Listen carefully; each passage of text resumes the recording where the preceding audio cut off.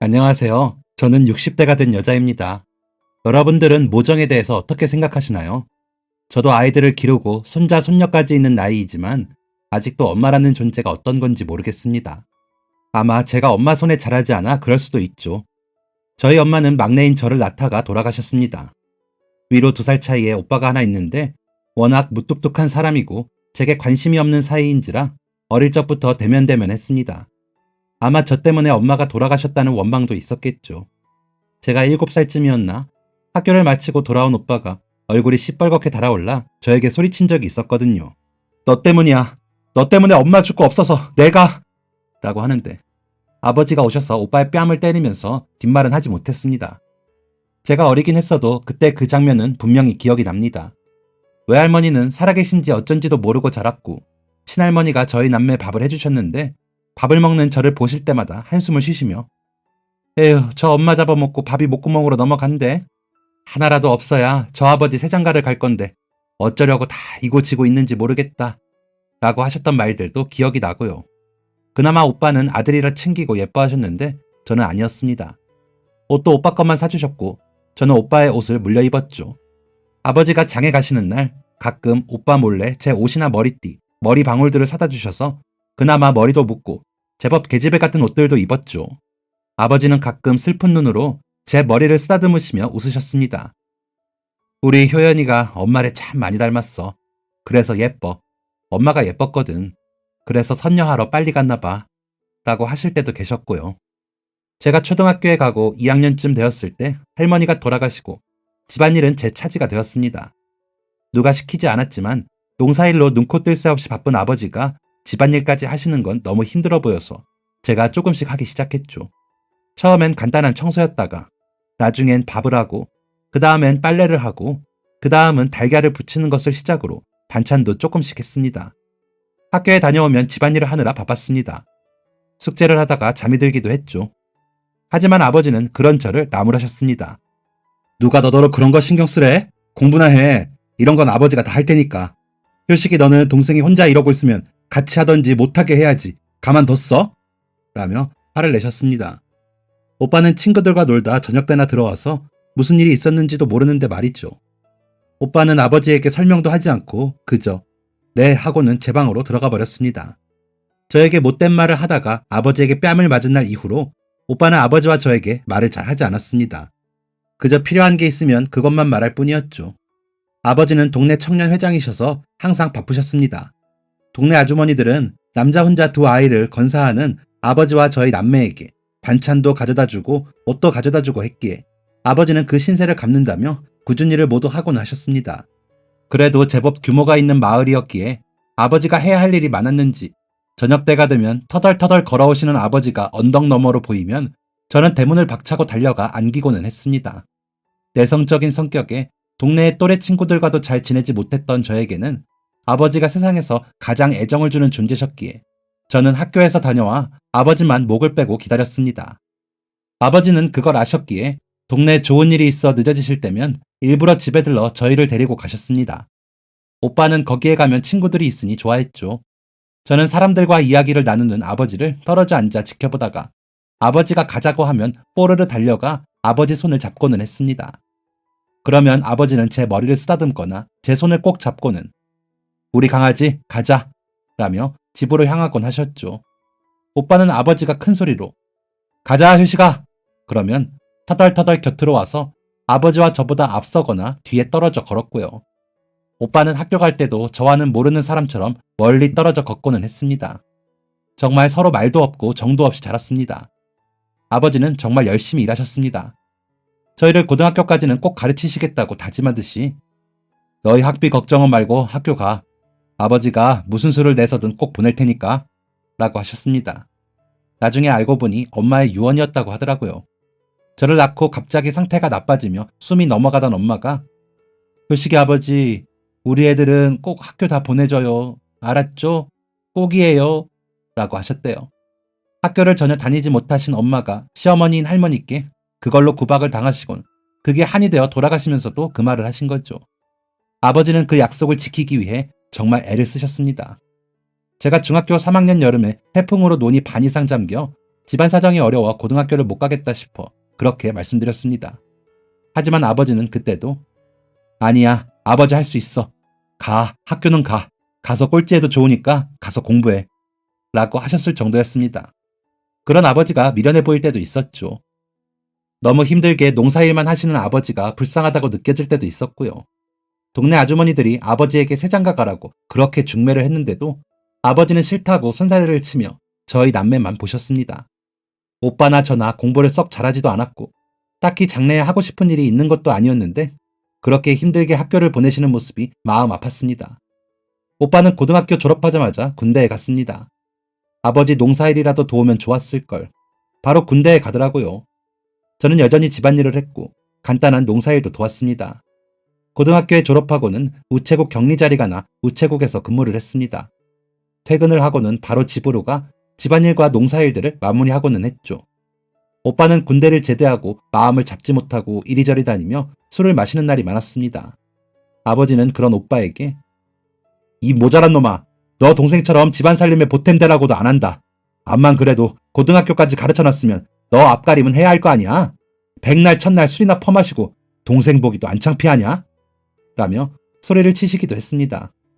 아버지가 그러셔도 오빠는 별 대답도 없이 고개를 숙이며 인사를 하고는 방으로 들어갔습니다. 오빠에게 제가 뭐라 할 수도 없었고요. 이상하게 오빠에게는 다가가지 못하겠더라고요. 어릴 적부터 너무 거리를 두고 커서 그런지요. 그러다가 갑자기 친구 아버지가 하는 짜장면집에서 일을 하겠다며 주방에서 일을 한다고 하더니 그 길로 집에 잘 들어오지 않았습니다. 아버지는 뭐라도 시작했다는 게 기특하신 건지 그러라고 하셨고 한 달에 두세 번 오빠가 집에 다니러 오면 돌돌 마른 돈을 건네시며 얼마 안 돼. 먹고 싶은 거 사 먹어. 일 배운다고 맨날 중국 음식만 먹지 말고 라고 하셨습니다. 오빠는 그 돈을 네 하고는 가져갔고요. 그러다 제가 23살이 되던 봄에 옆집 아주머니가 우리 친척 아들이 애가 참 괜찮아. 효연이보다 2살 많아. 나이도 딱 좋지 뭐야. 형제 많은 집 막내라 성격도 살가워. 효식이처럼 무뚝뚝 안 해. 우리 집에 일 보러 왔다가 효연이를 봤는지 중매 좀 서달라고 성화야. 멀리도 안 살아. 저기 건넌 마을에 살거든. 이라며 아버지께 사진을 내미시더라고요. 설거지를 하며 아주머니의 말을 다 듣고 아버지가 말도 없이 사진을 보고 계신 것도 다 알았지만 저는 돌아보지 못했습니다. 너무 부끄러워서요.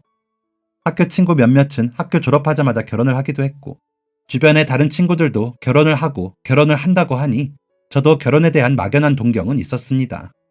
하지만 연애도 못 해본 제가 갑자기 결혼 상대가 나타나는 것은 상상도 못 해본 일이라 그저 창피하고 부끄럽더라고요. 한참을 말없이 계시던 아버지는 한번 만나라도 보게 자리 마련해봐요. 오빠가 먼저 가고 보내면 좋은데 효식이는 좀 더 있어야 할 것 같으니까 라고 하시더라고요.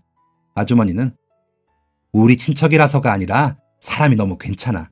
직업도 괜찮아. 전기 쪽 일하는데 돈 잘 벌어. 식구들 다 마음이 좋고 야무져. 효연아, 아줌마 국수 좀 먹여줘. 라며 웃으면서 가셨습니다. 아버지는 말없이 담배를 피우셨습니다. 아버지, 나 없으면 어쩌려고 덜컥 선보라고 그래요? 라면서 아버지 곁에 앉자 나이 차면 가야지. 시집도 안 가고 여기서 뭐 할래? 데려간다는 사람 있을 때 가. 그리고 만난다고 뭐 다 시집 가냐? 라더니 휙 대문을 나서셨습니다. 그렇게 약속날이 되었고 시내 다방에서 만난 그 사람은 키도 크고 인상이 좋았습니다. 하지만 어디서 마주쳤는지 도통 기억이 안 나더군요. 어른들끼리 이야기가 오고 가고 먼저 일어나시고서야 둘이나마 대화를 할 수 있었습니다. 놀라셨죠? 제가 쓸데없이 키가 커서 담 너머에서 효연 씨를 보고 아주머니를 졸랐어요. 마음이 급했거든요. 라며 웃는 모습이 선해 보였습니다. 저는 뭐라 말도 못하고 수줍게 웃기만 하는데 저는 전기 일을 해서 이 지역을 곧 떠날 예정이거든요. 공업지역이나 신도시 생기는 곳이 아무래도 일이 많으니까요. 그래서 더 급한 것도 있습니다. 최대한 빨리 결혼을 해서 같이 이 지역에서 떠나고 싶어요. 라며 적극적으로 나오는 그 사람의 말이 싫지는 않았지만 아버지가 마음에 걸렸습니다. 그래서 저는 아버지가 혼자 계시거든요. 오빠는 시내에서 따로 지내고요. 그래서 멀리 가는 건 이라고 말하자 그런 건 걱정 마세요. 저도 형제들은 많지만 아버지가 몇 해 전에 돌아가셔서 어머니 혼자 계세요. 저도 어머니 뵈러 자주 와야 해요. 그때 아버님 찾아뵈면 되죠. 라며 호탕하게 웃는 모습에 마음이 놓이더라고요. 그날 저녁 집에 돌아가 나눈 이야기들을 아버지에게 전하고 아버지, 나 진짜 시집 가? 하고 물으니 아버지는 그저 말없이 고개만 끄덕이시더라고요. 그렇게 시작한 혼담은 순식간에 진행되었고 남자는 저희 집에 와 무릎을 꿇고 인사를 했습니다. 남자의 집에 시집을 간 저에게 어머님의 첫마디는 아기네 아기, 이렇게 여리여리해서 살림이나 하겠어. 아버님이 귀한 딸 내주시느라 마음이 아프시겠네. 라며 손을 잡고 쓰다듬어 주셨습니다. 순간 마음이 따뜻해지더라고요. 어머님의 거칠고 굵은 손마디가 그렇게 따뜻할 수가 없었습니다. 저희 부모님보다는 연세가 있으셨지만 정정하셨고 딸들의 아들 셋을 기르시느라 고생이 많으셨다고 들었는데 환하게 웃는 얼굴에 정이 넘쳐 보였습니다. 남자의 사정으로 저희는 선을 보고 4개월 만에 식을 올렸습니다. 식을 올리기 전날 밤 아버지를 붙들고 얼마나 울었는지 모릅니다. 저 없이 혼자 지낼 아버지를 생각하면 내가 결혼하는 게 맞는 건가 싶더라고요. 그것도 한참 농사일이 바쁜 여름에 말이죠. 걱정스러운 마음에 결혼 날짜가 정해지고 오빠를 찾아가. 오빠, 전보다 좀 더 자주 아버지 들여다봐. 아직 건강하셔도 아버지 전 같지 않아. 나는 아무래도 멀리 가니까 오고 싶어도 못 올 수 있어. 라며 부탁을 하기는 했지만 그래도 마음이 놓이지 않았습니다. 오빠도 확실히 답을 하지도 않았고요.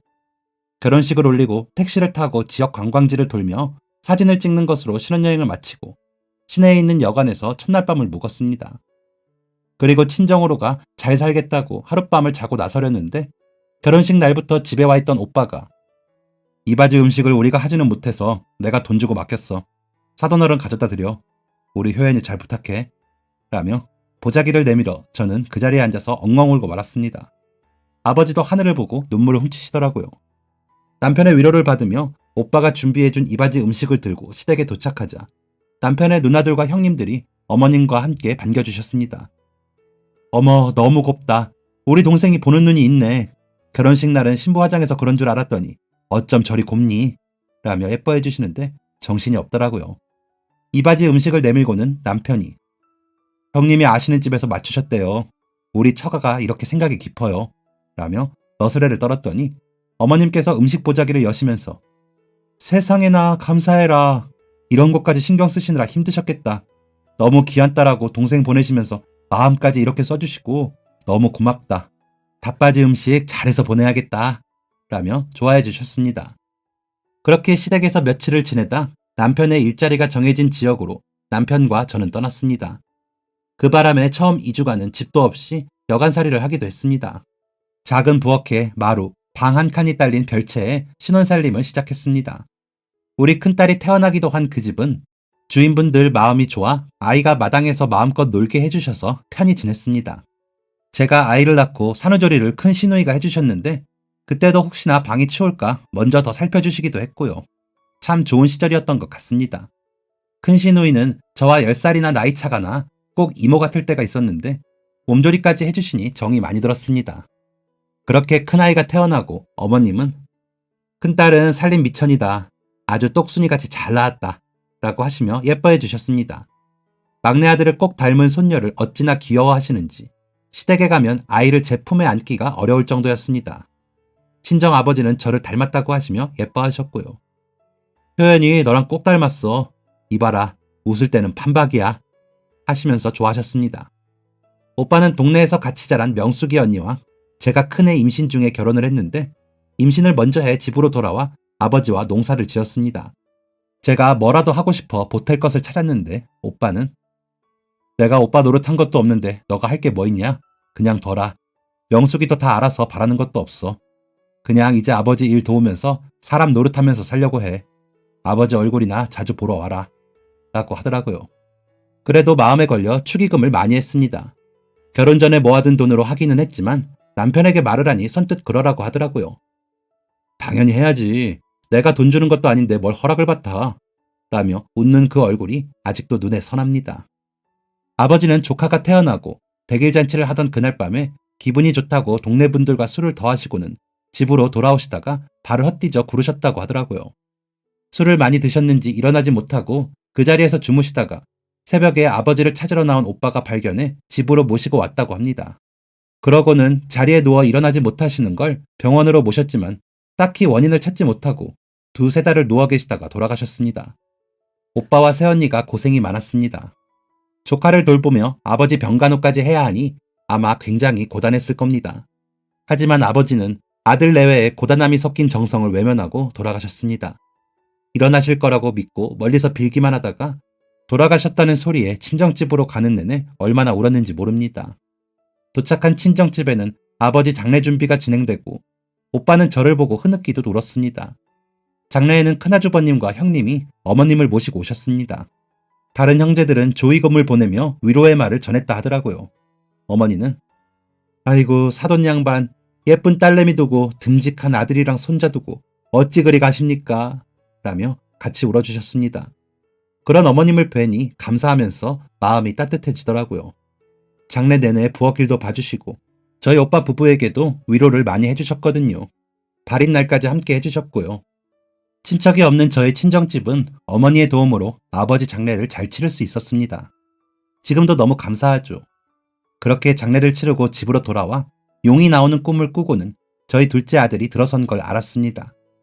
묻어나던 첫째 때와는 달리 어찌나 임신한 티를 내게 되던지 입덧으로 고생하고 입덧 끝나고 나니 먹고 싶은 게 너무 생각이 나 남편이 그거 구하러 다니느라 엄청 고생을 했습니다. 그나마 다행인 건 계절에 안 맞는 음식은 찾지 않았습니다. 엄청 먹고 큰애를 돌보면서 꾸벅꾸벅 졸 정도로 잠도 많이 잤습니다. 그나마 큰애가 순하고 저 혼자도 잘 놀아주어 제가 고생을 덜했죠. 그러다 보니 돌아가신 아버지에 대한 생각은 흐려지더군요. 저를 그렇게 아끼고 예뻐해 주시던 아버지가 돌아가셨는데 임신을 했다고 우걱우걱 먹기만 하는 제가 미울 때도 있었습니다. 그럴 때는 먹으면서 울기도 했습니다.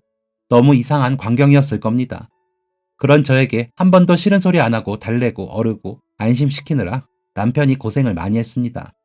남편은 그저 아이고 우리 마나님 아기네 아기야. 아버님이 걱정하셔 라며 눈물을 닦아 주었거든요.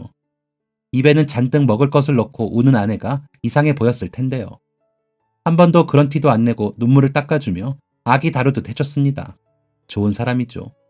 그런데 저희 시집 식구들이 다 좋은 분들이라 저는 진짜 시집을 잘 갔다고 생각했습니다. 오빠도 올케 언니도 다행이라며 좋아했고요. 둘째를 임신하고는 남편 일이 더 잘 되는지 형편이 제법 좋아져 마당도 따로 쓰고 방 2개에 마루와 부엌이 있는 집으로 이사를 갔습니다. 비록 셋집이긴 하지만 다달이 월세가 아니었기에 부자가 될 것 같았죠. 그래서 둘째를 낳았을 때는 어머님이 오셔서 산후조리를 해주시라고 부탁을 드렸습니다. 그때가 아니면 어머님과 언제 그렇게 지내볼까 싶어 남편이 가서 모시고 왔습니다. 2달을 계시다 가셨는데 어찌나 손이 야무지고 필요한 걸 척척 아시는지 큰 시누이가 계실 때도 편하고 좋다 했는데 더 편하고 좋더라고요. 이웃의 아기 엄마는 어머 친정엄마인 줄 알았어요. 이렇게 산후조리 해주시는 시어머니가 어딨어? 라고 하면서 놀랄 정도였으니까요. 어머님은 제 산후조리를 해주시면서 2달을 계시다 가셨는데 가실 때 오히려 제가 아기 100일 잔치까지 보고 가세요 라며 붙잡을 정도였습니다. 어머님은 그런 제게 나도 그러고 싶은데 이장이 종자 다 받아놨다더라. 가서 농사를 그거라도 지어야 너도 먹고 나도 먹고 할 거 아니야 하면서 가셨습니다. 그러시는데 못 잡겠더라고요. 하지만 어머님이 쉬지도 못하고 가시는 게 너무 마음에 걸려 버스 타시는 어머님의 뒷모습을 보며 눈물이 났습니다. 둘째는 첫째보다 남편을 더 닮은 얼굴에 더 개구쟁이였습니다.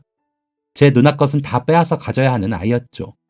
그런데도 큰아이는 제 동생을 때리거나 하지 않고 놀아주었습니다.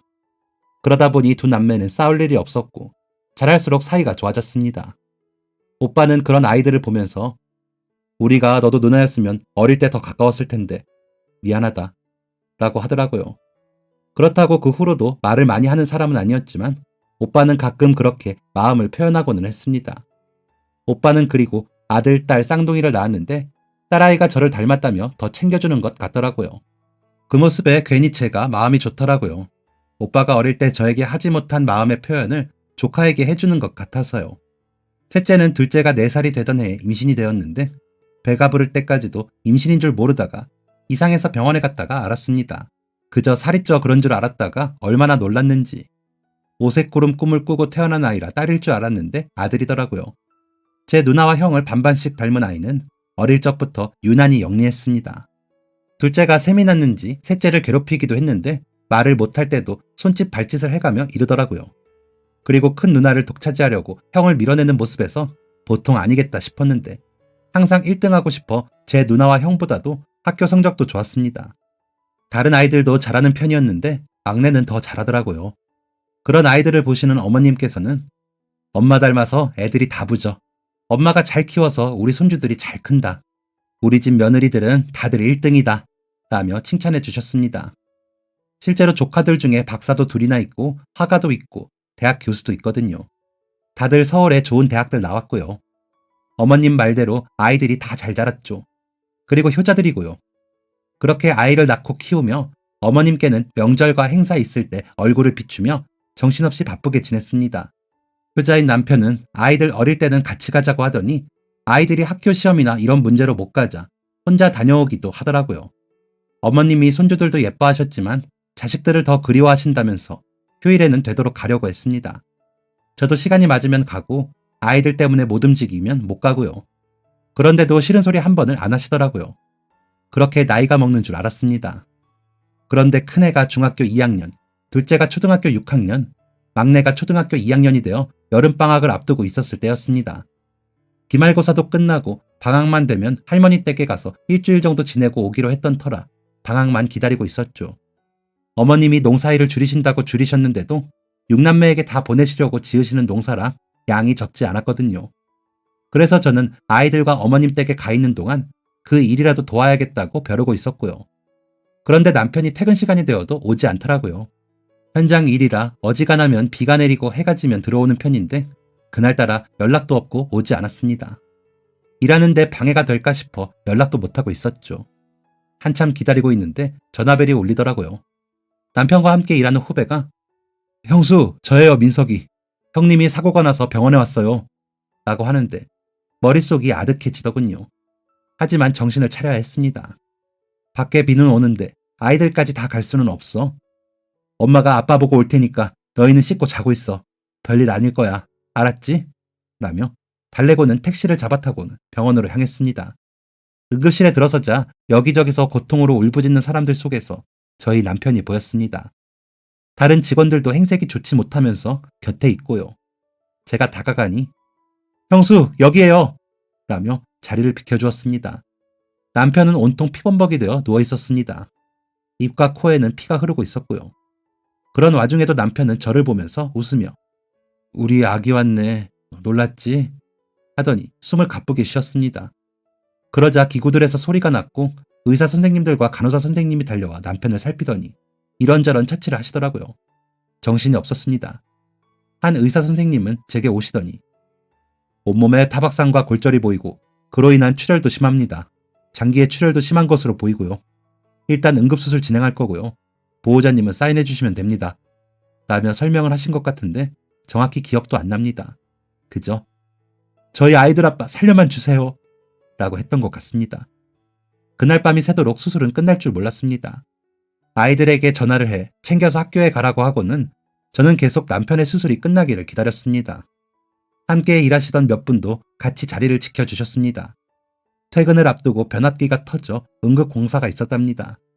간혹 비가 오는 날 그런 일이 많았죠.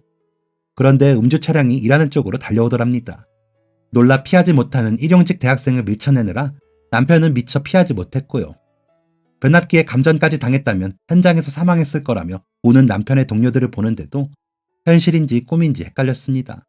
휴가에 맞춰 아이들과 어머님을 만나러 가는 날만 손꼽으며 기다리던 사람이었는데 사고를 당해 수술실에 누워있는 건 너무 꿈 같더라고요.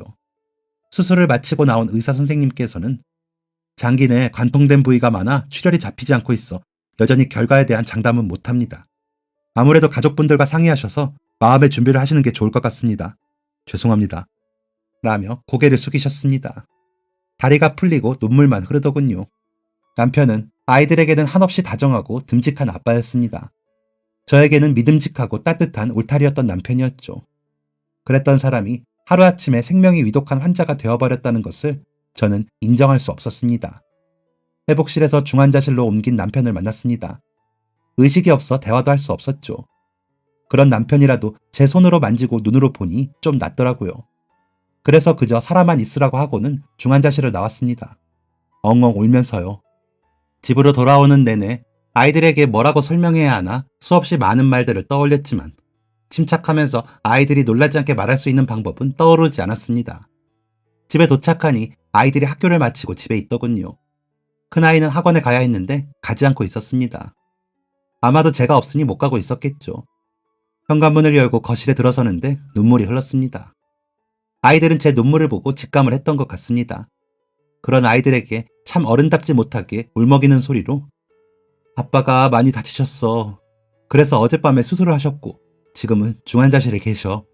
라고 말하면서도 몇 번을 중단했다가 말을 이어갔는지 모릅니다. 아이들도 덩달아 울더라고요. 얼마나 놀랐을까요? 엄마가 펑펑 울면서 다친 아빠 이야기를 하는 모습을 보고요. 그런 마음을 헤아릴 새도 없이 저는 의사 선생님 말씀으로는 위험할 수도 있나 봐. 내일 아침에 아빠 병원에 가볼래? 라고 물었습니다. 아이들은 모두 가겠다고 했습니다.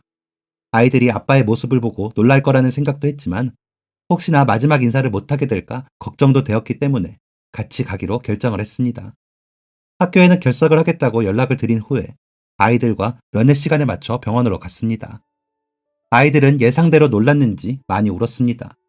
다행인 건 남편이 비교적 안정적으로 버티고 있어주고 있다는 것 뿐이었습니다. 눈을 뜨고 저희를 보기도 했습니다. 무척 힘들어 했지만요. 그렇게 면회를 마치고 아이들을 집에 데려다 주기 위해 집에 도착해 큰 시누이에게 전화를 했습니다. 남편의 상황을 말씀드렸더니 올케 잘 들어. 올케가 마음 단단히 먹어야 해. 애들 생각해. 막내는 이겨낼 거야. 워낙 단단한 애잖아. 내가 다른 형제들한테 연락은 해놓을게. 그리고 혹시 엄마한테 이야기했어? 라고 물으시기에 아니요. 놀라실 것 같아서 연락 못 드렸어요.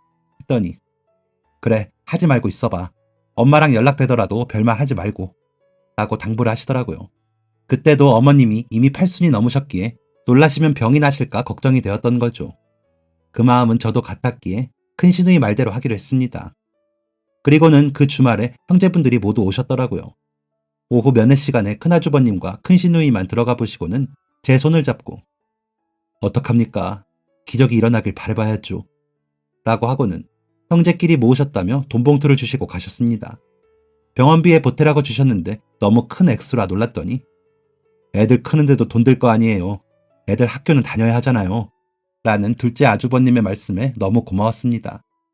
시누이들은 저를 끌어안고 우시고 아주버님들은 벽을 치며 우시는데 남편이 달려나와 누나, 형, 여기서 왜 이렇게 시끄럽게 굴어? 아유, 창피하게. 라며 장난스럽게 말을 할 수 있기를 얼마나 바랐는지 모릅니다. 남편은 2주가 넘어서야 겨우 눈을 뜨고 몇 마디 나눴습니다. 희망이 생긴 저는 어리광이 부리고 싶어. 애들 데리고 어머님 보러 가기로 했는데 이게 뭐야. 어머니 목 빠지겠어요.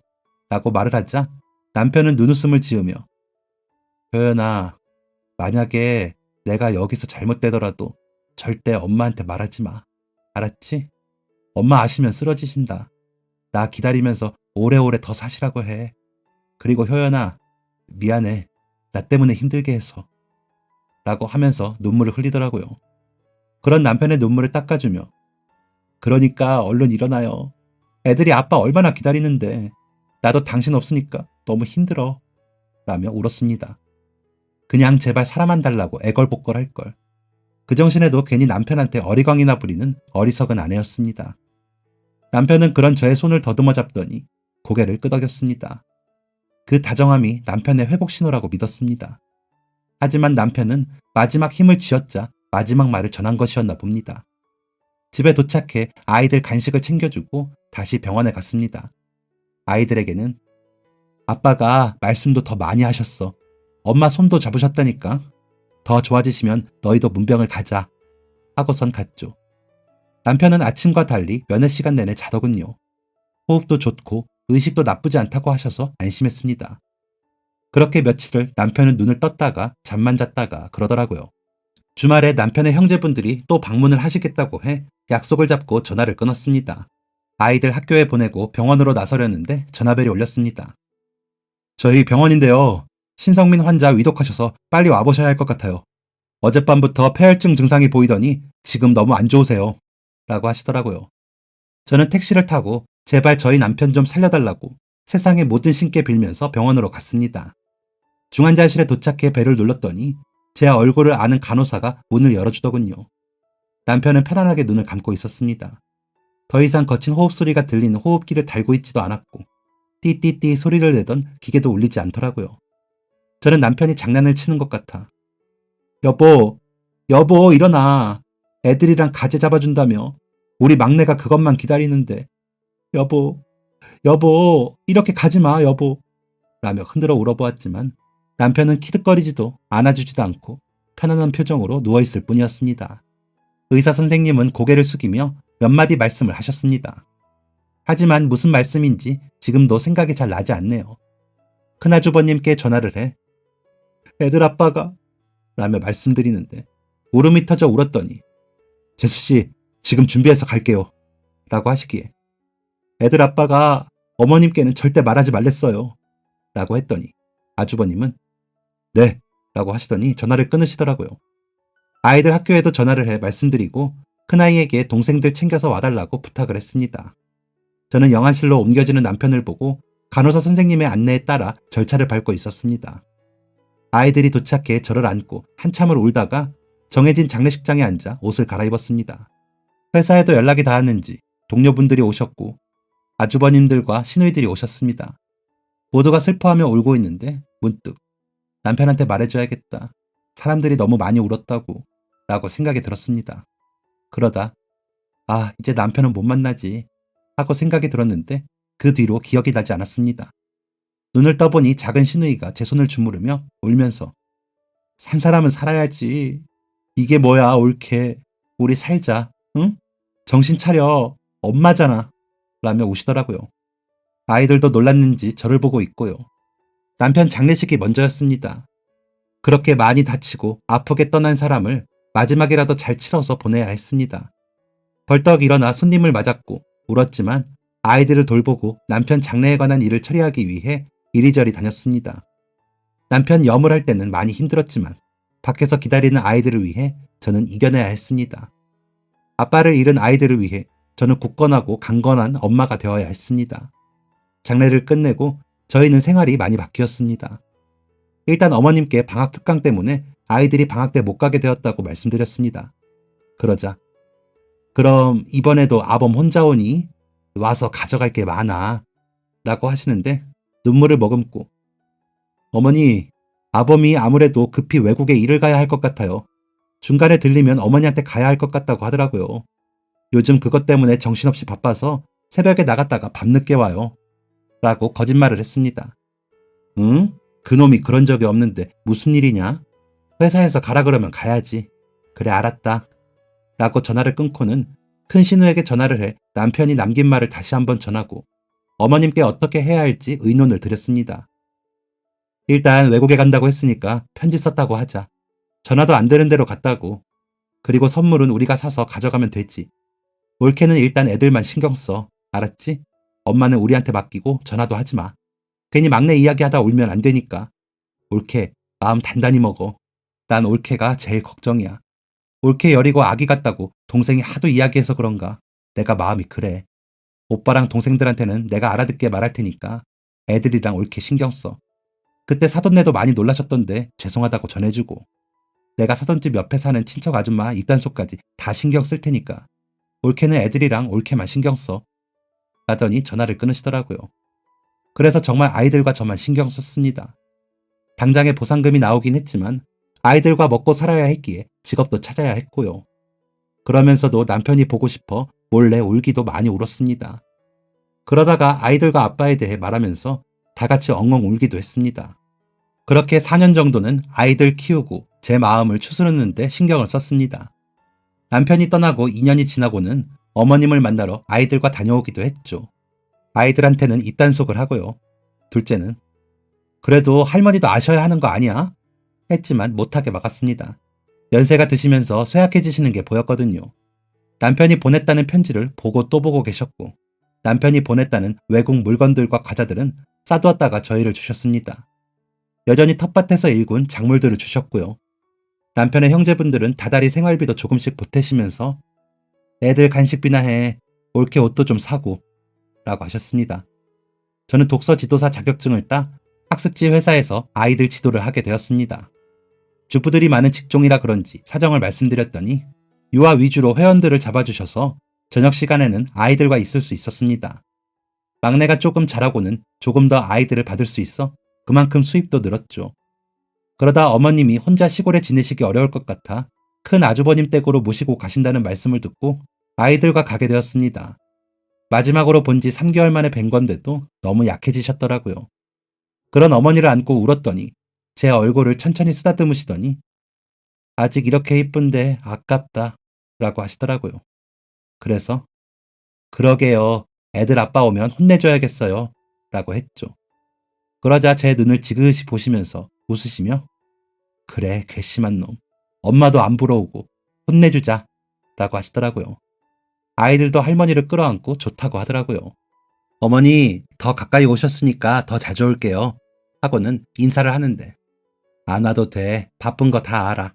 너희 이렇게 성가시게 할 줄 알았으면 여기 안 왔어 라며 손을 흔드시더라고요. 그런데도 또 올게요 하고는 왔습니다. 그렇게 한두 달 지냈나 어머님이 병원에 입원하셨다고 하더라고요. 놀라서 가보니 노안이라 마음의 준비를 하고 지켜보는 수밖에 없다고 하셨답니다. 세월의 야속함에 눈물만 나더라고요. 계속 주무시다가 가끔 눈을 뜨고 말씀을 하시고 또 주무신다고 하더라고요. 식사는 당연히 거의 못 하시고요. 형제들이 돌아가며 병수발을 하기로 해 저도 하겠다고 했더니 큰 시누이가 우리가 해. 올케는 우리 막내 병수발 했잖아. 누가 사별한 남편 어머니 병수발까지 해. 암튼 마음만 좋아가지고 그냥 한 번씩 와서 보고 가. 엄마가 막내 며느리 유난히 귀여워하셨잖아 라고 하시더라고요. 좀 서운하기도 하고 허전하기도 해 마음이 아팠습니다. 그래도 가끔 가서 아이들 수업하는 동화책을 읽어드리며 곁에 있었습니다. 남편의 바로 위 누나인 시누이가 병원에 와 있는 날에 어머니가 눈을 뜨시더니 얘 다들 어디 갔니? 하시더래요. 엄마 다들 일하러 갔지. 다들 돌아가면서 와서 봐. 오늘은 기분이 좋아? 했더니 응 그러시더니 아가 나 죽으면 막내 옆에 묻어줘라. 그놈 먼저 간 줄 내가 알았어. 꿈에 나와서 엄마 미안해 하고 울더라. 이제 엄마도 너희 아버지랑 막내한테 갈라고. 다들 잘 지내라고 해 라더니 주무시더래요. 그러고는 기계가 울리면서 위급한 상황이라며 알람이 울리고 모두에게 연락이 왔죠. 시누이에게 말을 전해들은 형제들은 모두 엉엉 울었습니다. 어머니도 아셨겠죠. 남편이 그렇게까지 소식도 없이 안 나타나는 건 무슨 일이 있을 거라고. 하지만 다른 형제들 걱정할까봐 아는 체를 못하셨겠죠. 자식들 걱정시키는 건 끔찍하게 싫어하셨거든요. 어머님 장례는 시골집에서 치렀습니다. 그리고 납골당에 모셨던 남편을 이장해 어머님 곁에 함께 모셨고요. 시간이 흘러 아이들 다 키우고 적적한 마음에 시누이들한테 전화를 하면 옳게 연애를 해. 이제 새 출발할 때 됐어. 애들 다 컸겠다. 뭐가 문제야? 아직 곱더구만. 내가 중매 좀 해? 라고 하시더라고요. 에휴 애들 아빠만한 사람이 없어요. 다른 사람은 싫어요. 라고 했더니 그치? 그건 또 그래. 라며 웃으시더라고요. 봄이 다가오는 이맘때 저는 남편이 더 그립고 어머님이 보고 싶습니다. 왜 그럴까요? 괜히 마음이 싱숭생숭해서일까요? 하늘나라에서 먼저 만나 웃고 계실 두 분을 추억하며 어느 날 꼭 다시 만나자고 말하고 싶어 그런가 봐요. 그날까지 열심히 살아야겠죠. 여러분들도 매일을 열심히 최선을 다하시길 바랍니다. 끝까지 읽어주셔서 감사합니다. 지금까지 사연 들어주셔서 감사합니다. 사연이 재밌으셨다면 구독과 좋아요를 눌러주세요. 감사합니다. 안녕히 계세요.